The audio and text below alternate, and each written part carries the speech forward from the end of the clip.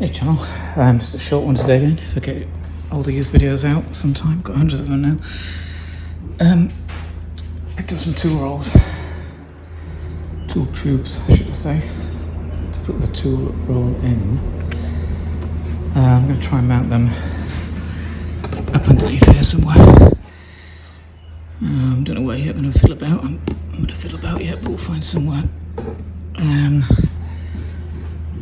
to put the try and get two inner tubes in one and the tool roll in the other. To do it, they're going to have to downward face, which is going to give me an issue with the vibration and the lock-in. There's plenty of gap between the tyre anyway. Don't think I can do it that way, so we'll have to get the stuff in and out. It's not quite line dry. Anyway, so here goes. Okay, Thomas, so a bit of a job. I used a couple of rubber P-clamps. What I had to be careful was the existing pannier racks will just go on there. No gap there. You can see where they've worn it away actually. And the same up here, I've got a P-clamp here, and there's a gap down there because that's where the second pannier clamp goes. I just put a couple of tie rays on just in case the bolts come off. It is fairly tight, and they're locking nut bolts on both of those with a big washer because I'm not too sure how durable this is. I guess we'll find out in the next ride. So the lid just drops down when I take it off. And just screws on like that, just two-handed job. But that just gives you the lid. If I just zoom out, I'm going on there. Now it's the only way I could get the angle.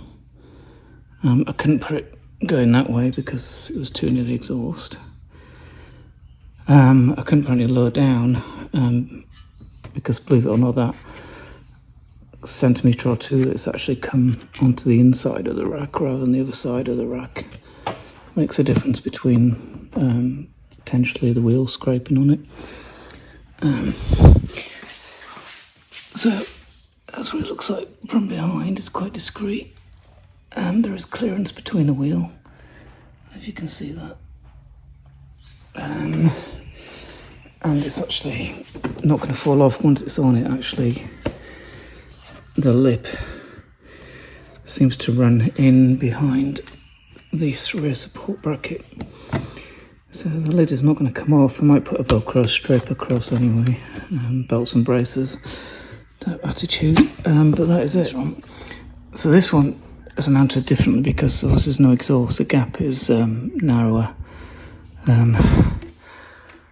so it went on sort of the diagonal support bar going in rather than this one and this one. So it's gone here further back, and then on this top one up here, if you can see that. So it looks like that from behind, and I've still got, I don't know how to do this with the video, but I've still got clearance between the rear wheel and the tube roll, like I say.